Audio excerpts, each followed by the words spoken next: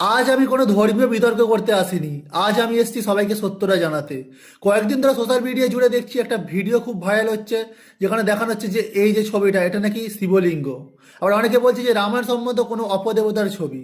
এবার বলে রাখি, যারা অপদেবতা মানে জানো না, অপদেবতা মানে হলো যারা ভূত পিশাচ কিংবা রাক্ষস, যাদেরকে মহাদেবের অনুচর বলা হয় তাদেরকে অপদেবতা বলা হয়।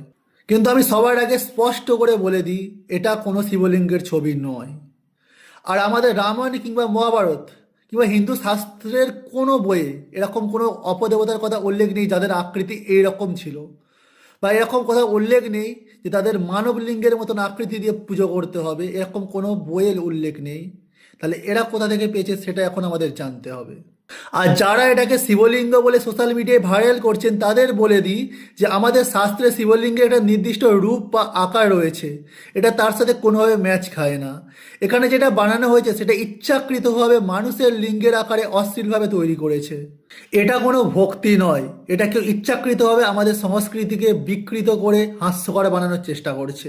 আমাদের শাস্ত্রে কোথাও এইরকম দেখতে কোনো দেবতা, অপদেবতা কিংবা অসুর রাক্ষস কোনো কিছুর উল্লেখ নেই, বা এরকম আকৃতিতে কোনো দেবতাকে পূজা করতে হবে সেরকমও বলা নেই।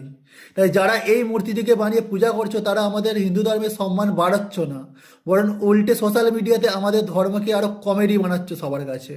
আমি এই কথাগুলো বললাম কাউকে আঘাত করার জন্য নয়, আমি এই কথাগুলো বললাম তার কারণ আমাদের ধর্মে অনেক মানুষই আছে যারা ভালোভাবে শাস্ত্র পড়ে না কিংবা জানে না যে শিবলিঙ্গের আকার কিরকম হয়। তারা এটাকে দেখলে স্বাভাবিকভাবে ভাবে যে আমাদের ধর্মে শিবলিঙ্গের আকার এরকমভাবে বলা আছে মানুষের লিঙ্গের মতন দেখতে। তখন তারা অন্য যারা ধর্মের মানুষ আছে যারা আমাদের ধর্মকে মানে না, তারা তখন এই জিনিসগুলোকে নিয়ে তাদেরকে হাসির খোরাক বানাবে।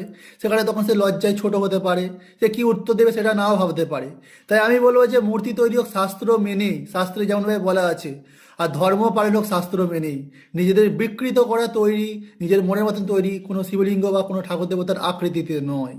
আমাদের সনাতন ধর্মে দেবদেবী কেমন দেখতে তা তো আমরা জানি, আমাদের শাস্ত্রে সব কিছুই তো বিবরণ দেওয়া আছে তারা কেমন দেখতে। তাহলে কেন নিজেদের আকৃতিতে তৈরি করব? তোমরা কি কেদারনাথ, অমরনাথ, কাশী বিশ্বনাথ সেখানে কি গিয়ে দেখেছো শিবলিঙ্গের আকৃতি মানুষের লিঙ্গের আকারে তৈরি করা আছে? তাহলে কেন নিজেদের ইচ্ছা মতন একটা মানুষের লিঙ্গের আকারে তৈরি করে সেটাকে শিবলিঙ্গ বলে পূজা করছো কিংবা অপদেবতার নাম দিচ্ছ? এখানে আমাদের ইচ্ছাকৃতভাবে আমাদের ধর্মকে তোমরা হাস্যকর বানাচ্ছ, মানুষের কাছে করে বানাচ্ছ।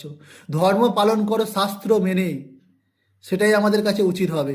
নিজেদের আকৃতি যত তৈরি করতে থাকবে পরবর্তীকালে আরও বিবরণ হতে থাকবে। একটা সময় এটাকে নিয়ে মানুষ জানতেই পারবে না যে আসল কি বলা আছে আর সেখানে পূজা করছে কি রূপে থাকে। পরিশেষে একটাই কথা বলবো, শাস্ত্রকে বিকৃত করার চেষ্টা করো না, শাস্ত্র মেনেই ধর্ম পালন করো। ভক্তি হোক জ্ঞান ভিত্তিক, না হয় যেন সেটা সোশ্যাল মিডিয়ায় ভাইরাল ভিত্তিক।